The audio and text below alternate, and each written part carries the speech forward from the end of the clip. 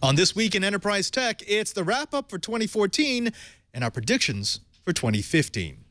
Try it on the set. That was short and sweet. Netcasts you love. From people you trust. This is Twit.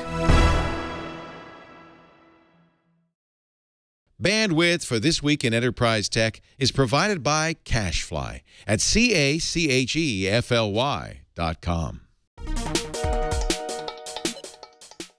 This is Twiet, This Week in Enterprise Tech, episode 122, recorded December 19th, 2014, or December 29th, 2014. The 2015 Prediction Show.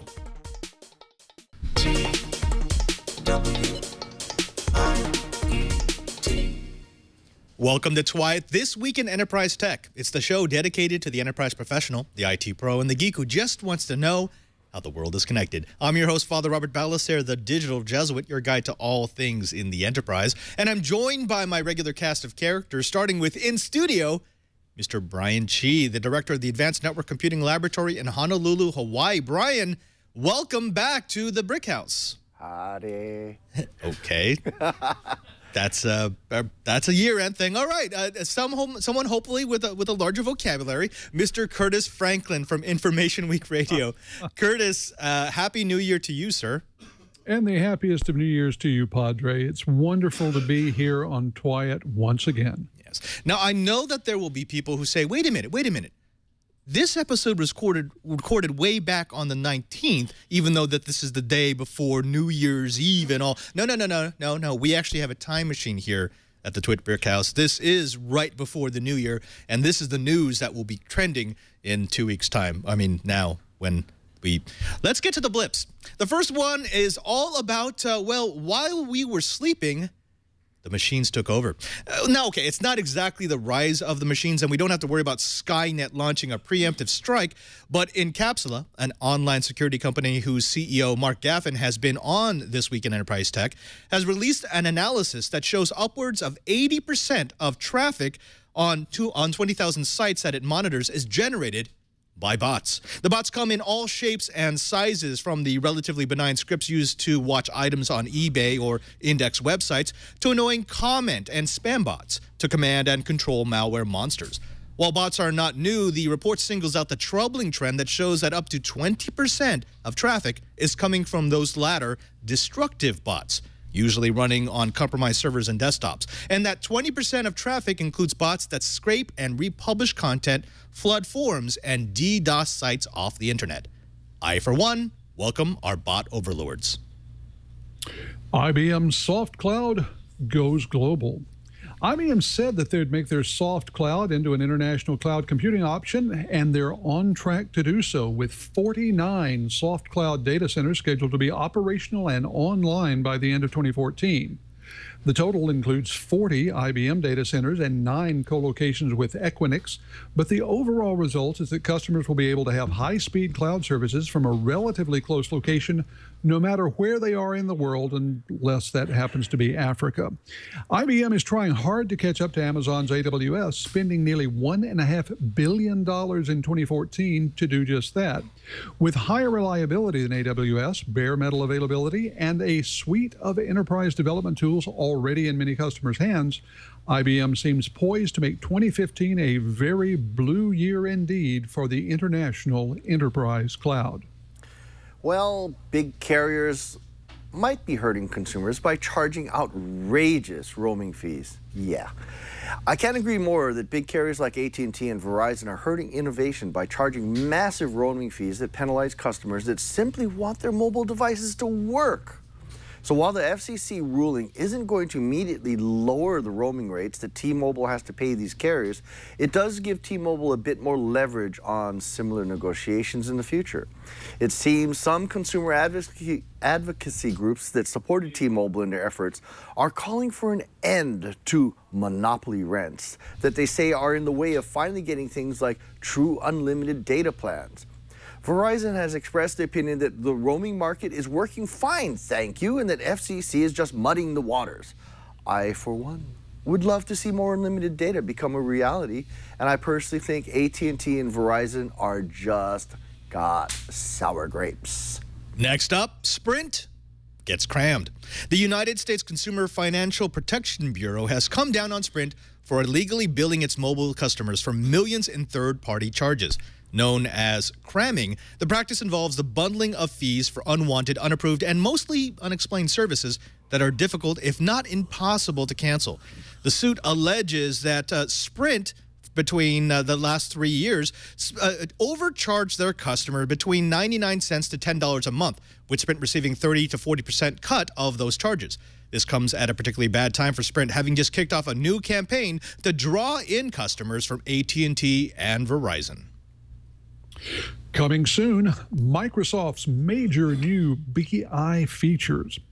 Microsoft has fired back in the latest business intelligence battle, previewing half a dozen major new features for Power BI after IBM announced Watson Analytics and a set of new iOS apps for the enterprise. Business intelligence is a powerful own-the-customer set of functions and a key ingredient in any enterprise software suite, so Microsoft wasn't going to just let IBM walk in and steal customers. The new capabilities include a new dashboard, connectors for major SaaS providers, sexy new visualizations, and, oh yes, a brand new iOS app. With the BI war heating up, the news is good for enterprise customers, especially if those customers are putting iPads in the hands of critical personnel. If you're running a Linksys, D-Link, Edimax, Huawei, TP-Link, ZTE, or Zyxel home router, you may have a vulnerability that allows hackers to monitor your traffic and hijack your router. According to a report by ARS Technica, the ROM Pager version 4.34 software by AllegroSoft contains a critical bug that allows hackers to send simple HTTP cookie files that corrupt device memory to read plain text traffic traveling through the device and to change critical settings like DNS. And they can hack devices like webcams, computers, and other types of network-connected devices through this vulnerability. The real problem seems that manufacturers that only update the firmware, not the base ROM system, are continuing the vulnerability but giving users a false sense of security. This might be a good chance for our friends at IDIS Networks to get the iGuardian in and, shameless plug, hi guys. This might be the answer to try and protect those vulnerable systems that you don't seem to want to upgrade. Let's go global. Chinese Android users have a backdoor problem. If you live in China, you may want to stay away from phones sold by Coolpad, China's third largest mobile phone manufacturer. Palo Alto Networks announced that they have found a backdoor that they're calling Cool Reaper installed on at least 24 different models of Coolpad phones, especially those sold exclusively in China. Palo Alto Networks first started investigating the Coolpad phones in response to a number of complaints that Coolpad owners were posting to the internet. After downloading copies of the Coolpad ROMs, Unit 42, which is Palo Alto's network's intelligence group, found that almost all of them included a backdoor that allows third parties to download data from the phones, as well as upload software without the knowledge of the user. Well, folks, that's it. That's the last blips of 2014. This show is all about taking a look back and seeing what are some of the stories that we enjoyed, and also taking a look at the predictions we made for 2014 and the predictions that we have for 2015. Brian, Curtis, you guys feel like taking a trip down memory lane?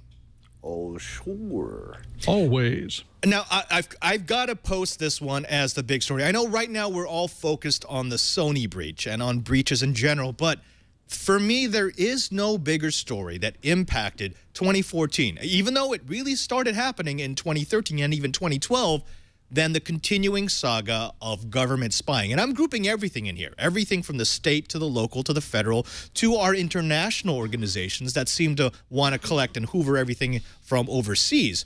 But it seemed like we could never go a week without there being at least one story, one blip, one tangent that led to yet more information about warrantless taps or warrantless searches of phones, or the use of dirt boxes or rogue cell towers to gather information in a way that seemed to circumvent the Constitution of the United States. let's talk about this. Is that the #1 story, or is that just passé? Was that 2013 and this is 2014?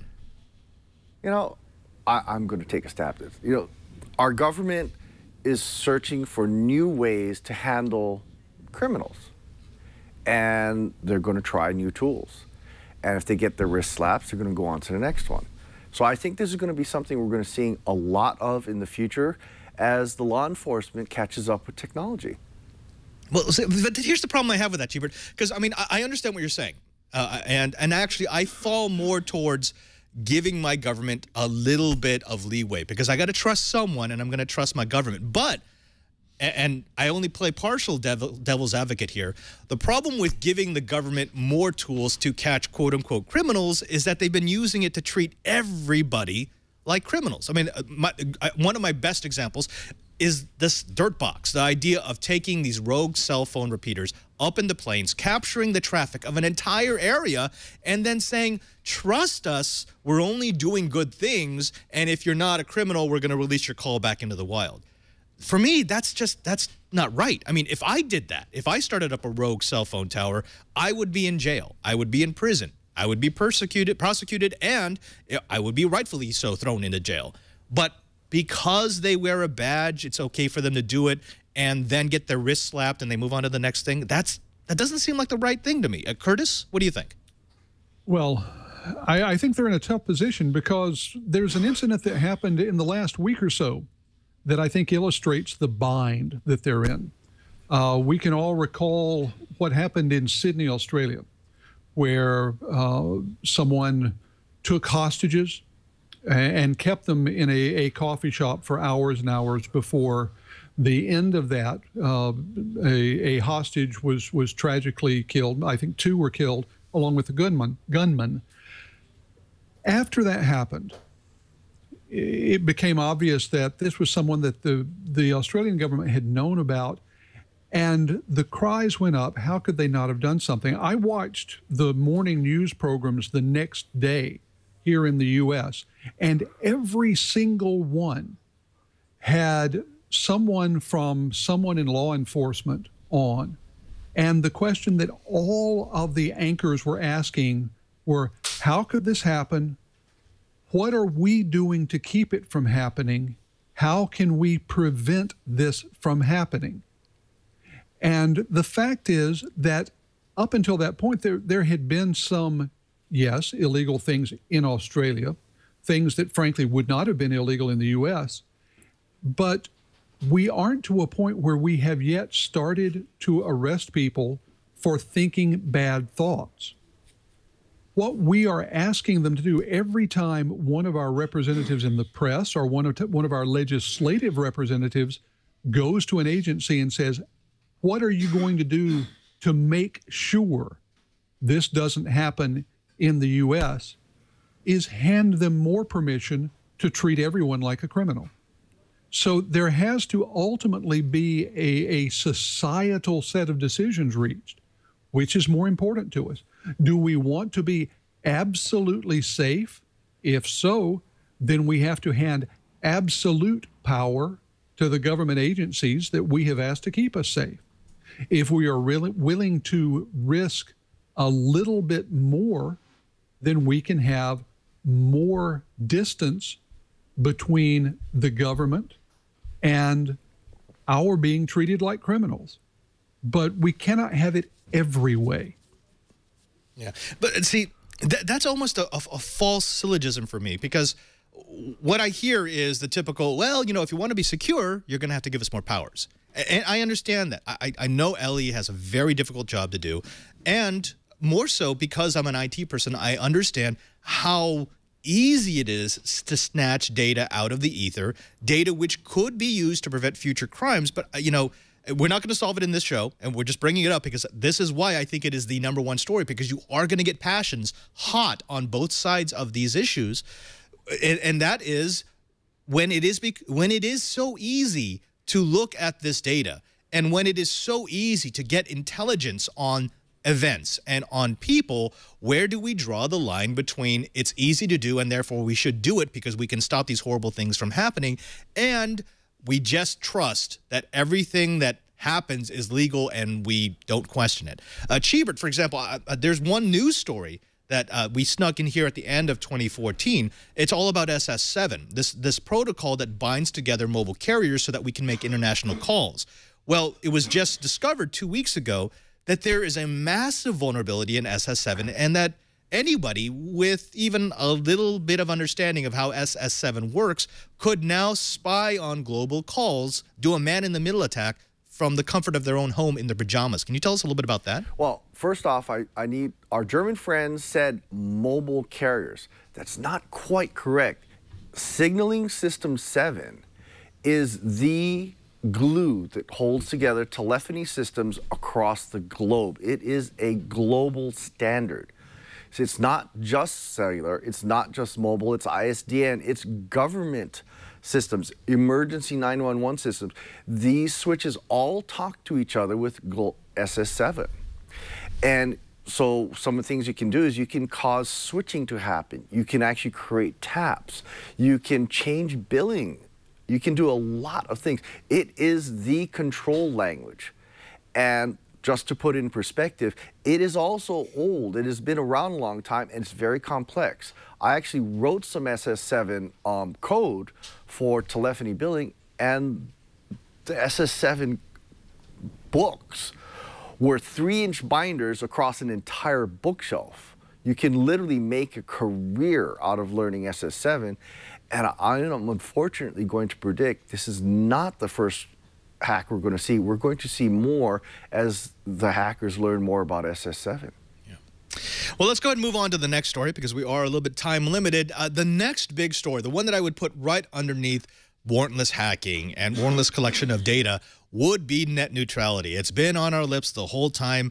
It's been confusing, and in fact, there are players in this game who have deliberately tried to confuse the issues because it works to their advantage. Let's break down what our position has been. We've always looked at it from the historical perspective, that net neutrality actually comes out of the Telecommunications Act of 1996 when the FCC was given the authority to regulate internet service providers either as a telecom or an information service. Now, if they had been a telecom, it would have fallen under the common carrier rules and it would have had a whole lot of regulation. Because they classified them as information services, because the ISPs lobbied to be classified as information services, they didn't get the same regulatory powers, and now we're having what we have today, which are ISPs who want to have a fast lane to the internet, the ability to charge more for priority access to their networks, which we, as IT people, essentially say breaks the internet. It breaks the way that peering works. It breaks the way that traffic flows across the net. Brian, Cheebert, can you think of a bigger story other than government spying than net neutrality for 2014? Oh, no, definitely. Net neutrality, it's the coffee table conversation. It's the cocktail party conversation. Net neutrality, you can ask 10 people and get 10 different opinions. It is the big story because it affects so many people. Right, right. Curtis, we've seen some interesting things. For example, Comcast stating that they would never throttle anyone, you know, because they don't need net neutrality regulations because they're already net neutral. And then we saw that crazy, ridiculous dip in Netflix throughput until Netflix started to pay Comcast, and suddenly their rates went back up. So, you know, obviously we've had a bunch of actors that have acted incredibly poorly. What I can think of is the throttling of Netflix, the breaking of promises, specifically AT&T breaking their promise in the acquisition of DirecTV that they wouldn't throttle, or Comcast breaking their promise from the acquisition of NBC that they wouldn't give preferential treatment to certain carriers on their network. So where does that leave us? I mean, we've had plenty of rants, but I feel like we get to the end of 2014 and we're still just confused. None of us really has an idea of what net neutrality means. None of us really has an idea of what a proper legislative solution would look like. Well, the good news and the bad news is that this state means that we're really no different than Congress or the FCC. Basically, net neutrality tends to mean what we want it to mean. And for many people, it's a situation that's not entirely unlike the securities scenario we were talking about before, where people want absolute high throughput. They want the lowest possible price. They want the services that they want to reach them at full speed. They want everyone to play nicely together. And they want all of that with absolutely no government interference. Well, it's like a lot of old jokes. You got these three possibilities. You can pick two. What we haven't done yet is figure out which of the priorities are most important. And that's what some combination of the public, through its comments to the FCC itself, and for better or for worse, ultimately Congress, have to decide how to balance things so that we do have continued relatively low cost. We do have what amounts to more or less equal access to those big pipes, and we keep presenting incentive for the big carriers to invest in making what is, frankly, the United States' pretty awful broadband internet access a little bit better and a little bit closer to international standards. All right. Now, Ed in the chat room is pointing out what we've been pointing out as the main problem, which is you can promise all the net neutrality you want, but if the big telcos don't put the resources into making sure that their interconnect links, those points at which their networks touch the networks of other providers, are up to snuff and not oversubscribed, then it doesn't really matter. And actually, that's what we saw with Netflix. We saw that Comcast was deliberately degrading their interconnections in order to make Netflix suffer.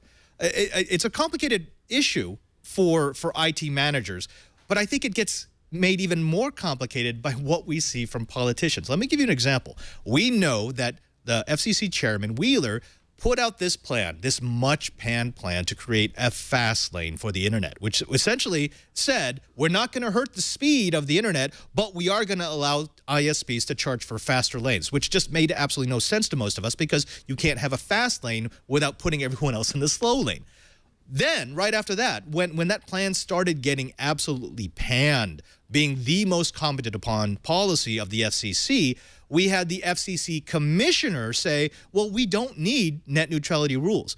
O'Reilly, who was the commissioner back then, 60 days into the 120-day comment period on net neutrality, said that A, the public wouldn't have any benefit, and B, the public really doesn't care about performance issues. So that was also a mixed signal. Right after that, we had Tom Wheeler seemingly become a different person and say that the cable industry had not done enough to increase competition and the competency of service to their customers, and therefore he did not see them being able to, Comcast being able to make an acquisition of Time Warner Cable without some serious changes to the industry. Now, this back and forth has just, it's played with people's heads, and I think it plays into this whole idea of, well, is net neutrality good or bad? Cheebert, has it been as confusing for you as it has been for most? I'm flip a coin on whichever day it is, and I'm either on one side or the other. The only opinion I really have on net neutrality is if you have an opinion, call your legislature, write your legislature. You know, if you are not making your voice heard, live with it. If I ever make up my mind, I'm going to write a letter. And I think this holiday season, I'm going to spend some time reading what is being proposed and trying to actually come up with a real honest-to-God opinion and write my legislatures. All right. Let's go ahead and move on to the next story because we're, again, we're a little time crunched on this episode. Breaches. It seems as if there has been report after report after report of breaches on major enterprise corporate networks. Neiman Marcus was breached in January. Target straddled 2013 and 2014 with a major breach of their credit card system. Back in January, we started looking at stories that pointed to the end of the swipe and sign credit cards. You may remember from our prediction show of 2014, the three of us all looked at swipe and sign, and we said, this has got to go out. And when it's going to go out is when it becomes financially painful enough to the retailers that they're going to put the money into changing over their system. Well, it seemed to finally happen. Of course, it wasn't just that. It wasn't just Neiman Marcus. It wasn't just Target. We also saw the breach of J.P. Morgan. And, of course, we saw the breach of Sony. Cheebert, breaches are now the landscape of IT. Remember way back when in 2014, we made a prediction that within 6 months there was going to be a massive breach of a corporate network that was going to change the way the industry handled financial transactions. And, you know, it was kind of prophetic. Well, you know, not only one, not only two, not only three, but a whole bunch of major breaches. I'd say that's a prediction that we hit right on the head. To American Express, I say, I'm sorry. I didn't like your chip and pin when it first came out because nobody supported it. So I'm really happy that it's going to happen. I miss not having one when I go to Europe, and I think it's about freaking time. Yeah. Curtis, the interesting thing here is that this also falls right into a time when we've got Apple Pay coming out, and it's providing us a popular alternative to using credit cards. You know, it's still bound to credit card companies, but we're starting to see motion that looks at maybe we want to spend the money into securing our financial transaction system. Was this the perfect storm? Was this the perfect time for this to happen? Well, I think it's certainly a good time for it to happen. And Apple Pay is doing a couple of things. Not only are they promising greater security, but they're promising reduced transactional friction. In other words, it can be more secure and faster, although some of the early reports we've heard from individuals say that it might not be actually faster than using a swipe card. To me, the danger in the Apple Pay scheme is that it's got competition. We recently saw that Samsung has said they might well bring out a competitor. This is one of those where too many standards can be as annoying as not having a standard at all. The important thing, though, is that you're absolutely right. Where people felt for a long time that security was something that banks needed to worry about, I think people now feel that security is something that they have to worry about, and they have to worry about whether their bank is worrying about it enough. One of the things that we've seen is that financial institutions and retailers are willing to pay some fairly hefty fines if it means not having to lay out money ahead of time. I think that calculation is changing, and that's a good thing for consumers. The difficult thing for a lot of companies is going to be finding a way to somehow assure the consumers that they are safer without having to go through some sort of very public trial. Let's go on to the next, what I thought was the big story of 2014. That's the rise of the asynchronous attack, the amplification, either DNS or NTP amplification. We've seen some major rises in DDoS traffic, and most of it has been asynchronous thanks to NTP and DNS amplification. We've seen a 400 megabit per second attack on Cloudflare. We've seen a 200 megabit per second attack on Doge House. That was just at the beginning of the year. UDP-based attacks that seem to now be taking advantage of some serious weaknesses in the way that the internet works. Chee, let me throw this over to you. It seems that we're finally approaching that time where the infrastructure of the internet itself can be said to be crumbling beneath us. It's no longer just running out of IP addresses. It's looking at protocols that form the foundational base of how we communicate across the planet, and they're just not suited for an era where people are weaponizing the internet. Yeah, especially because the analogy I pull is, it's like making a house out of really cheap bricks, no reinforcement. And that's really what's happening when we have such badly designed or poorly maintained home routers. Dan Geer at the Black Hat keynote actually hit the nail right on the head. We need to extend our attention to the edge of the internet, not just the core. So I think it's time we start actually spending some money, being more realistic, get some decent routers at the edge, and plug IDIS networks. iGuardians. Perfect timing, guys. Yeah. Let's go. I want to go to the penultimate one before we move into the predictions, because we still have to look at what we said back in 2014 and what we think is going to happen in 2015. The second to last big story is the rise of modular and containerized data centers, at least for me. I want to have a hardware story in here, and I think this is what it is. We've seen every major IT company that deals with data, Facebook, Microsoft, Apple, Google, they've all moved into this idea of containerizing their data, not just in the physical sense of packing a lot of servers into mobile enclosures that they can move around the world wherever they need more power, but also in the systems themselves, in taking networks and taking application systems and making them portable so that they can be spun up anywhere you may have hardware.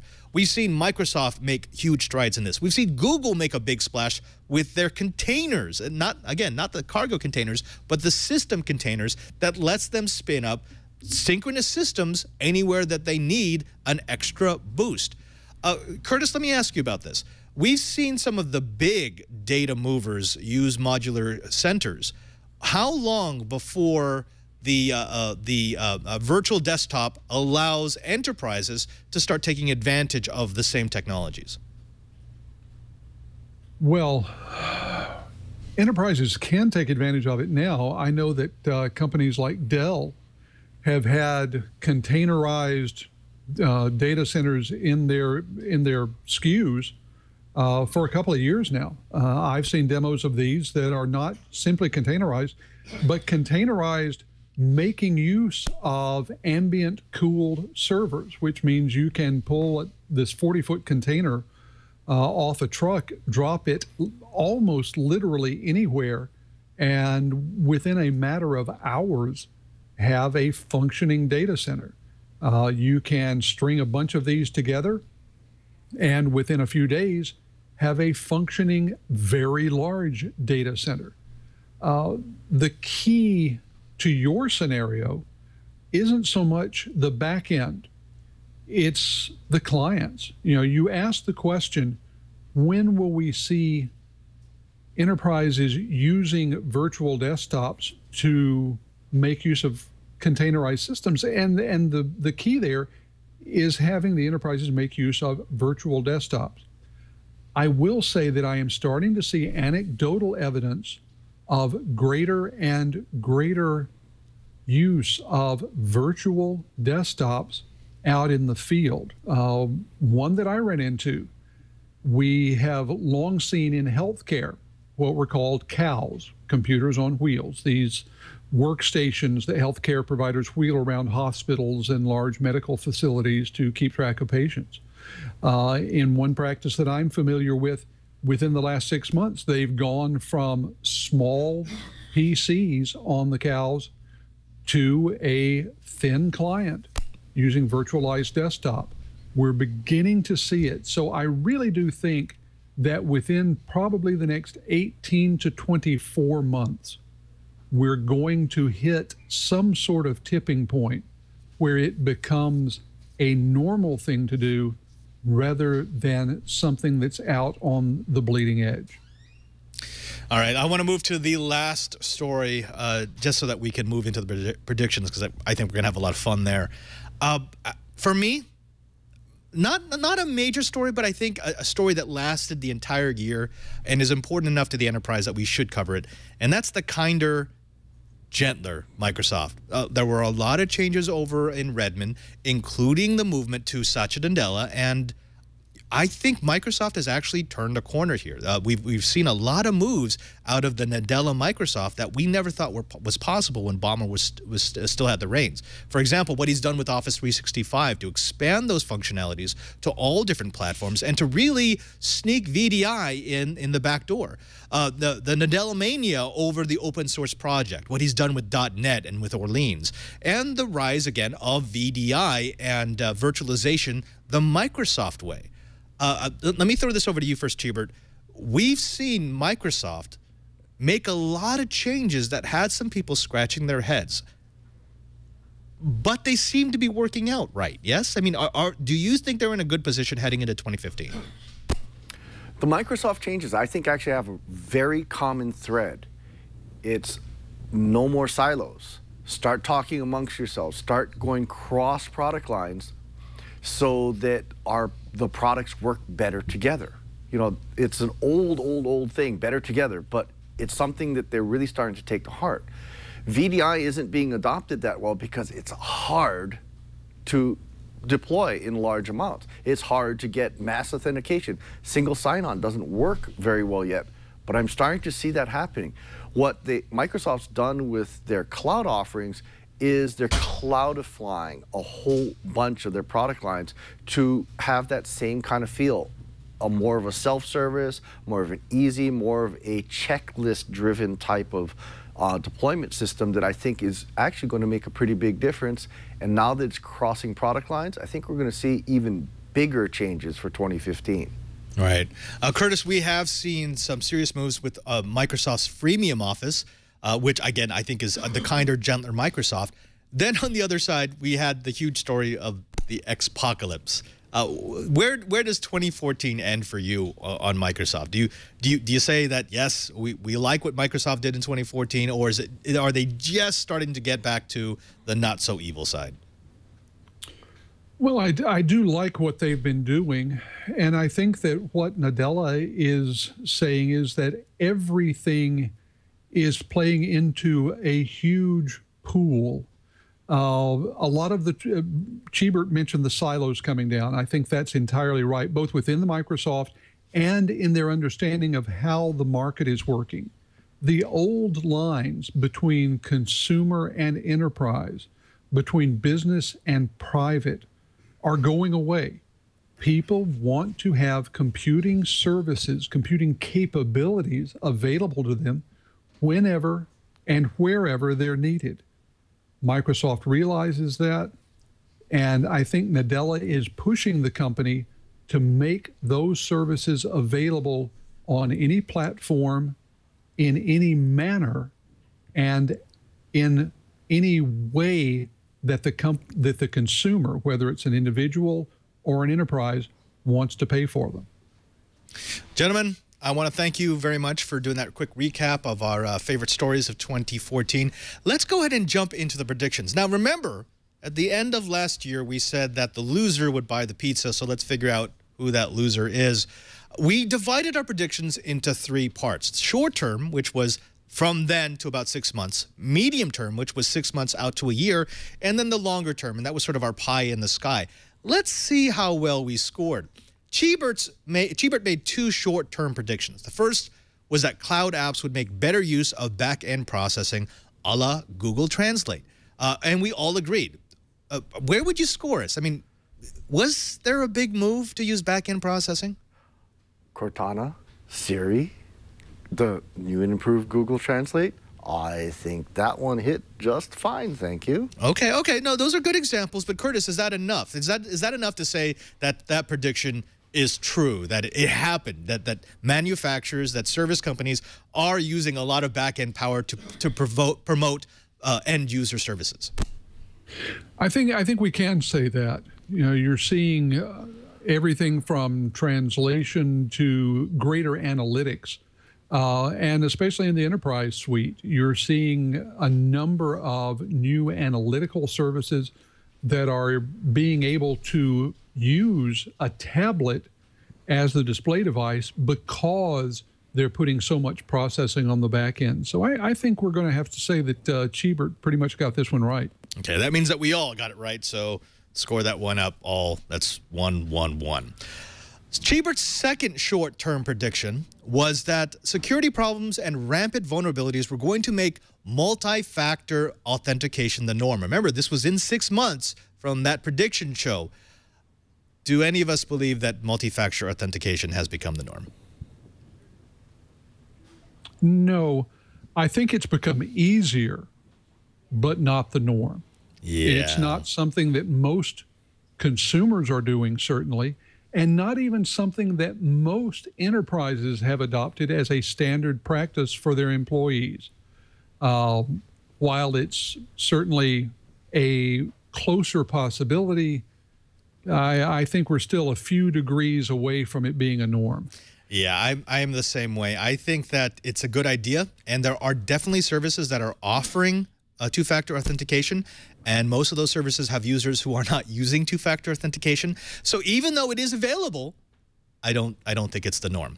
Cheebert, do you disagree, agree? No, I agree. You know, Apple Pay came too late in the year. Apple Pay, even though people like it, it hasn't come anywhere near to being the norm. Yeah. Unfortunately, both Brian and I said it would, and Curtis said it would not. So that puts Curtis up. He's 2 points to our 1. Damn it. All right, let's look at Cheebert's medium term. His medium term prediction was that the Internet of Things would get tractions as makers forced traditional manufacturers to add features to keep up. So the Internet of Things would become a thing within 6 months. Thoughts? I'm starting to see an awful lot of Internet of Things. It's certainly cocktail party conversation now. No, okay, I'm going to reserve my judgment. Curtis, do you think the Internet of Things, that makers were forced to add features to the Internet of Things within their products in 2014, within 6 months of that prediction show? Within 6 months, no. I think this is something that an awful lot of people are talking about. Certainly at the Gartner Symposium back in October, major conversations about Internet of Things and what it's going to do to the enterprise. Give it a little bit longer ramp, and I think we're there, but 6 months, not so much. Yeah, I'm the same way. I think that would have been a perfect long-term prediction, but you're definitely headed to the Internet of Things. There's more and more talk about it. There's manufacturers who are making parts that make it easier to add devices to the Internet of Things. But for me, it's still sort of pie in the sky. Manufacturers aren't forced to do it. They might put it in their PR, but we're not seeing a lot of functionality. And on that tally, both Cheebert and Curtis said it would. I said it wouldn't. That puts Cheebert at 1 point, Curtis at 2 points, and me at 2 points. Cheebert, you ready to buy some pizza? Maybe. All right, let's actually longer term. We promised that we would not grade longer term because longer term was our pie in the sky. So, but we should mention it. Longer term, and we all agreed to this. Cheebert said that cloud desktops would become the norm, and desktops themselves would fade in favor of thin clients and appliances to access the managed desktop in the cloud. I still think that's true. I think that's still a dead-on long-term prediction. What about the two of you? Chromebox, yeah. Or even what Microsoft is doing with their VDI efforts, essentially making it possible to package up your Windows desktop, see it on an Android, Windows Phone, iOS, Mac, or Windows. You bet. Yeah. Curtis? Oh yeah, I think it's on the way. The question is going to be whether something else will come along to supplant it. Whether, for example, the mobile devices become so powerful that they take away the need for that and we use something else. But right now, I'm still going to go with a yes in the long term. Right. Now, Cheebert, because he's Cheebert, added 2 completely off-the-wall predictions to the bottom of his list. The first one was that the UN would declare the unified world digital currency. Obviously, that hasn't happened, but that doesn't count against him. The second one was that Brazil would lead the charge to build a South America free internet zone in which anything goes. Obviously, that hasn't happened yet, but it still could. Yeah, but remember, it should happen, but it won't. But it won't. Okay. Oh, Cheebert, I don't know how to grade you on that one. All right, let's go to Curtis. So Curtis had a couple of short-term picks. The first one was that a major healthcare organization will be hacked for patient details. That didn't actually happen. There was a lot of hacking, but not a major healthcare organization. Yeah, I think it's interesting that the biggest leak of personal healthcare information came from a motion picture studio rather than a healthcare organization. And it actually sounded good. If I remember correctly, all 3 of us agreed that this was probably going to happen because the IT expertise in healthcare organizations has not quite been up to snuff. And actually, we saw one at the end of 2013 where patient data was basically left exposed to the internet. But because this was a short-term prediction, it was supposed to happen within 6 months of the prediction. Cheebert, do you think we had a major healthcare organization hack within the first 6 months of 2014? Nothing that made the news that I saw. So All right. I'd say didn't happen. Okay, well, both Cheebert and Curtis said there would be. I said there wouldn't be. So that means Cheebert's at 1 point, Curtis is at 2 points, and Padre is at 3. We should just stop here, right? Oh, no, let's go. Okay, let's continue. All right. So, Curtis, you had a second short-term prediction, and that was that the first big data exploit will be found. Hackers will be able to reconstruct vital information from publicly available data. There's been some major uses of big data, and actually there was a really interesting story that we covered where big data from traffic cameras was being used to analyze the movement of people within the United States. But can we say that that was reconstructing personal information from publicly available data? Not in the way that I intended the statement to be read. So I'm gonna have to say that this one failed. Okay. Actually, All right. I beg to differ just a little bit, because when the Stinger efforts first came out, they were only harvesting the broadcast data. So that does, I think that qualifies as big data. They didn't bring the Stingers in until a little later in the year.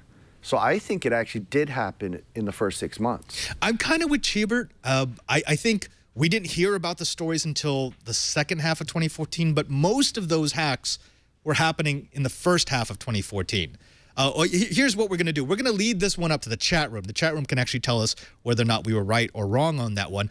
However, all three of us said it would happen, so that wouldn't change the score. So we're still, actually, you know what? We're going to give ourselves a point for that. So Cheebert's at 2, Curtis is at 3, and I am at 4.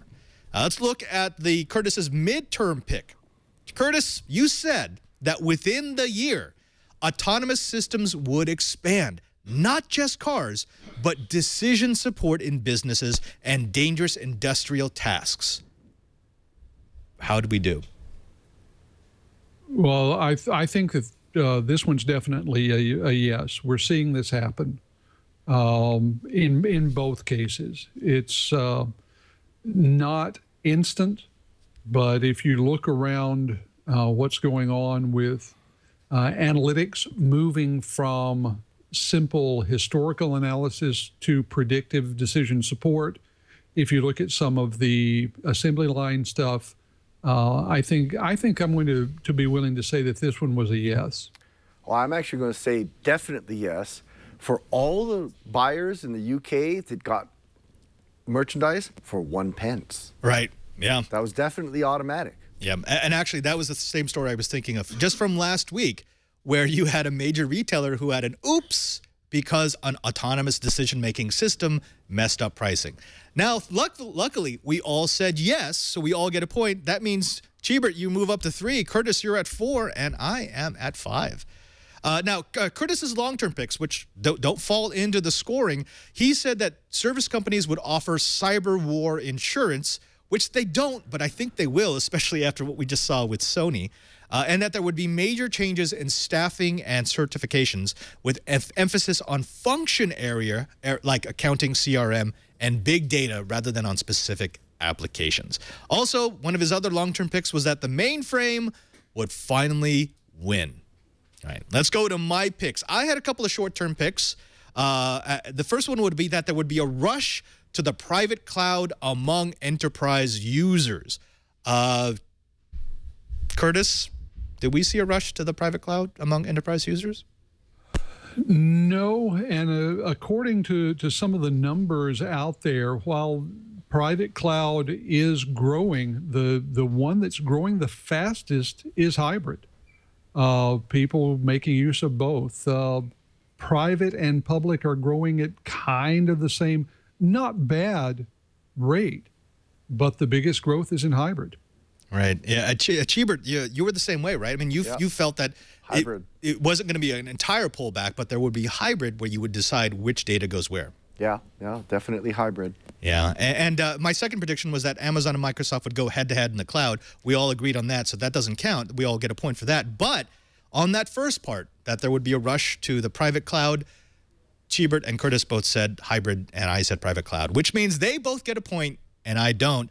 And that puts the score at 5 points for Cheebert, 6 points. Oh, 5 points for Curtis. Oh, no, sorry, 4 points for Cheebert, 5 points for Curtis, and 5 points for me. It's a horse race. It's a horse race. Let's look at midterm.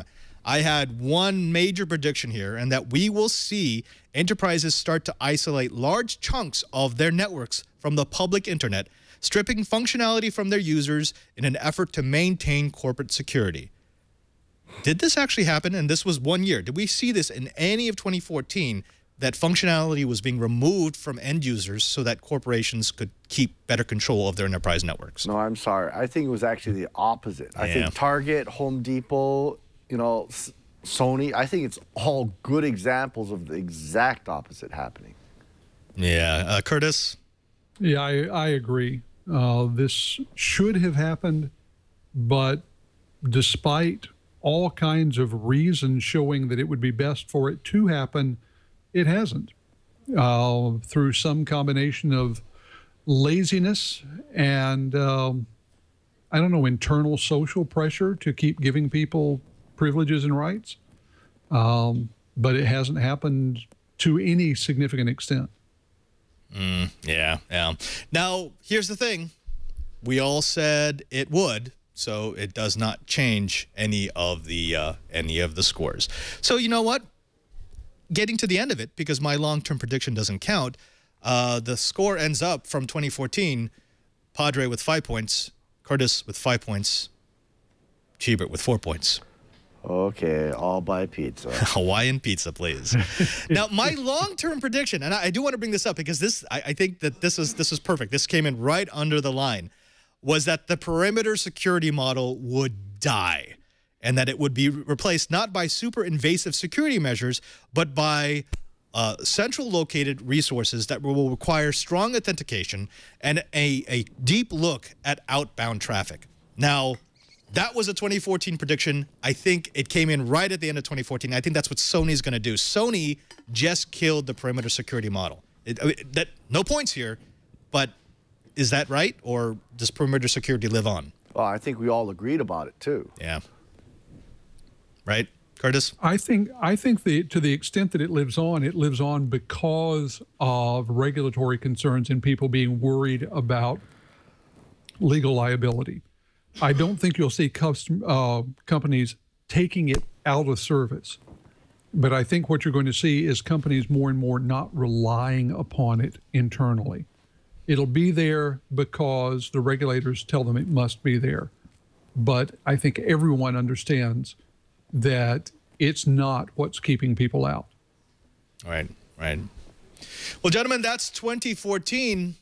Let's go ahead and take 10 minutes to look at 2015. Now, really quickly, because we are running out of time, let's throw out some predictions, because we need to know who's buying the pizza next year. Cheebert, do you want to give us a short-term prediction? I think, even though the deadline coming from the Obama administration is October 2015, I think chip and pin is going to show up sooner than that, and I think American Express is going to lead the charge.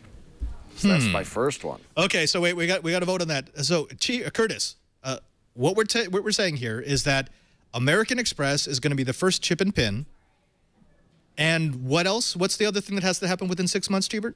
Basically, we're going to see a major rollout of chip and pin driven by the PCI regulatory group. So within 6 months, American Express comes out first and major push by the rest of the industry. I believe so. Curtis? Well, I'll agree with that particular one, and I'll even say you'll notice that. Wait, what's that on your finger, Curtis? Yeah. But you'll notice that the chip part is already there. What they haven't done yet is require the pin. Right now it's still a chip and signature, and I think they'll add the chip and pin. So I'll agree with Cheebert on that one. Oh, now we need a threshold here.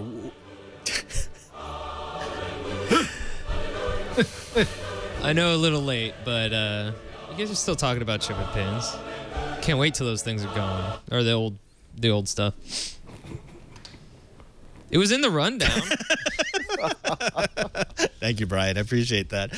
Now, but I do want one point of clarification here. When we say major rush by retailers, by banks, how many of the banks have to sign up for us to say that it happened within 6 months? Actually, I'm going to say it's not the banks. It's going to be the PCI. Oh. That's going to announce that they are going to encourage the banks to start adopting chip and pin. I don't think chip and pin is going to happen at, the Citibank or, those types of banks until the end of 2015. I think American Express is going to start rolling them out in the first 6 months, and PCI will encourage the rest to follow suit.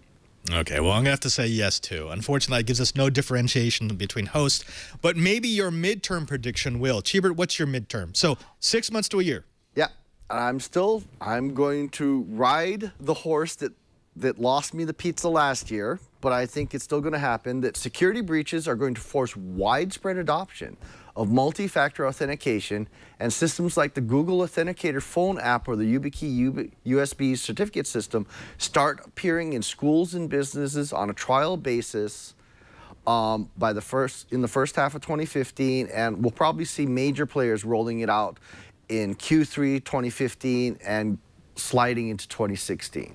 So I'm starting to hedge my bets, but I think we're going to see a major announcement on multi-factor in the first half of the year. This actually got me tied with Curtis too. I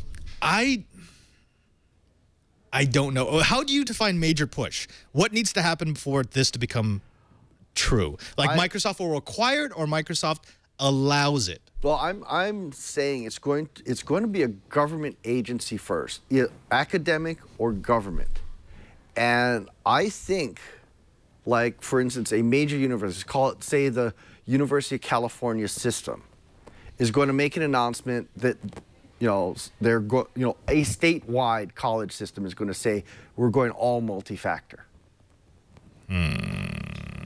So we'll make it that specific. Okay. Okay. I'm going to say no. This will be my differentiator. Because this got me last year. And actually, this falls right into my prediction when we get to my midterm. I'm going to say no, that's not going to happen. For me, it falls into the it should, but I'm not. I think inertia is a powerful, powerful influence. So I'm going to agree with Padre on this. I don't know that we'll miss it by much. I think it will ultimately happen, but I'm not sure about the time frame. Yeah, I don't think we'll get there by the end of 2015. I think we'll want to be there. I don't think we're actually going to get there. All right, let me do mine real quick. We are running out of time. My short term is this, that we will see a rush of products for non-perimeter defense, to defend against a Sony-like attack. I believe that we're going to start seeing products that will prey, well, maybe not prey, but will be promoted on the strength of the ability to stop advanced persistent threats that are already inside the network. And I believe that we're going to see that within 6 months. You're actually going to start to see a change in the language of the security companies' brochures and their PR releases that say, look, we know you've already been breached. We're either going to help you find the breach, or we're going to help you stop the information from leaking out of your company. So within 6 months, so before June. So obviously I'm thinking yes. Cheebert, what about you? I'm thinking, I agree. It's not only a wish, but I think it will happen. Okay, and Curtis? I'm not going to be the outlier here. I agree. I know that the products to do this sort of thing are already there, and I think that we're going to see more and more products rushing into the market. We can't all agree on everything. All right. Midterm. This is so within the year of 2015. Here's one. I believe that end-to-end encryption will be a major offering. It will be a value add that ISPs and service companies will offer, but it will still not be a standard. Okay, here's my question. How many have to offer it for it to be a major value add rather than simply a niche offering. I'd say you'd have to see it on at least half of the company's offering service for it to be. I'll go down as a no on this. Okay, that's our differentiator. Cheebert? Yeah, no, I don't think it's going to be a yes. I think it's going to be a no, especially within a year. Right. I will go on record as saying I actually don't think that this is going to happen, but I want a differentiator here because otherwise we're all going to agree on everything. But if it does, I'm going to look prophetic and I'm going to cut this part out of the episode. All right. So that's good. Curtis, what do you got for short term and midterm? Let's see. Short term. I think that in the short term, we are going to see the first company offering petascale servers as a SKU. In other words, not simply something that can be assembled on a custom basis, but I think we're going to see a company, and I hate to say this, but it's probably going to be Dell, that will offer in one SKU something with a petabyte of storage, and yeah, I don't think we'll quite get to a petaflop in terms of processing in a SKU, but I'll say that we'll get to a petabyte of storage in a single SKU. I like this because this is hardware and this is very easy to judge. It's either going to come out or it's not. Cheebert, what do you think? We're going to get to the petabyte level or not? I think we're darn close, especially because Dell is already offering HPC clusters as a single SKU, and those HPC cluster SKUs are getting bigger and bigger and bigger because genomics and genetic treatments are already happening, and I'm pretty sure I heard the Dell rep already starting to talk about something happening in this direction.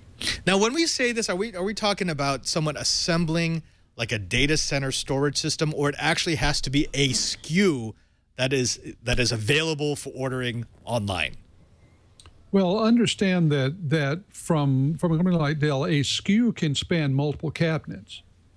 So it might not, I'm not saying that it's going to be in a single full height rack, but I think a single SKU where you can go in and say, I want, whatever product number 486ZW3, and within a reasonable amount of time, call it, 4 to 6 weeks, a truck pulls off and a petascale storage and server cluster wheels off the back end. I think we can actually go even more specific. I think when Dell has a drop down, meaning it's been tested in their labs for a petascale server, I think that is a definitive yes. So both of you say yes, we're going to have a petabyte SKU within 6 months. Yeah, I think so. Yeah. Especially if I go and slide a 50 to my Dell rep.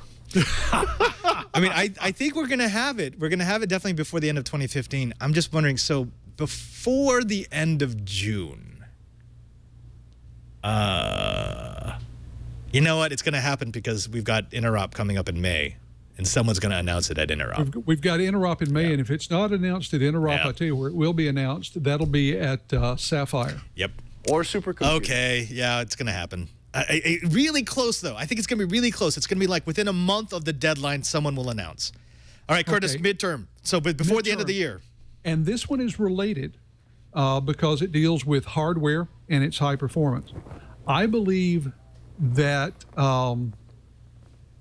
someone will have a GPU-based server for general enterprise computing purposes that's available. So GPU taking it out of the supercomputing custom system range and being used for advanced enterprise analytics. Okay, I'm down with that because I mean I've seen systems that would be called that if they were scaled up a tiny bit. I mean, NVIDIA's been doing some wonderful things with GPU, so I'm on board. Cheebert? Yeah, except I think this one's kind of a gimme because Cavium's already announced it. Oh, have they? Okay, Yeah. I didn't see that. Cavium's already okay. announced it. Too late. No, that's you just wasted a prediction. It's like a wish from a genie, Curtis. I think off the strength of that alone, you owe us pizza for 2015. Okay, folks, that's the end of our prediction show. This has been so much fun. And on a personal note, gentlemen, it has been an absolute honor to sit here on the field of Enterprise Battle with you for 2014. I look forward to many more episodes in 2015. It has been so much fun to just share our passion for how the world is connected. Yes, and I will pay my debt. Pizza the next time the three of us are together. Oh, 3? No, well, because we got Brian now, because Brian's part of the crew. Okay, fair enough. So you got Pizza for all. Got Cranky Hippo in there. All right, but let's end it the way that we always end it, which is, could you please tell the audience, the Twilight Riot, where they can find you at the end of the year and the beginning of 2015? Let's start with you, Curtis, because we always start with Brian. Where will you be? What are you doing on Information Week Radio? Well, we've had the last episode of Information Week Radio for 2014. We'll be picking it up again on January 9th. But we are continuing with Interop Radio every Tuesday, 3 p.m. That's going right through the end of year holidays. I'll also be at CES the first week of January. I'll be presenting both audio and video reporting from CES. If people want to figure out where I'm going to be specifically, just follow my Twitter, KG4GWA. Fantastic. And Cheebert, our good friend from Hawaii, I'm assuming that by the time this actually airs, you will be back in Hawaii. In fact, I'll be back in Hawaii with you probably. Where can the Twilight Riot find you if they want to see what you've been playing with? Well, for the month of January, I am going to hide and finish pounding out this book so that my publisher doesn't whip me with a wet noodle. I am very late on it, and I have made a commitment to get this thing finished. And I think I'm also going to be finally starting this PhD program. Fantastic. Dr. Cheebert.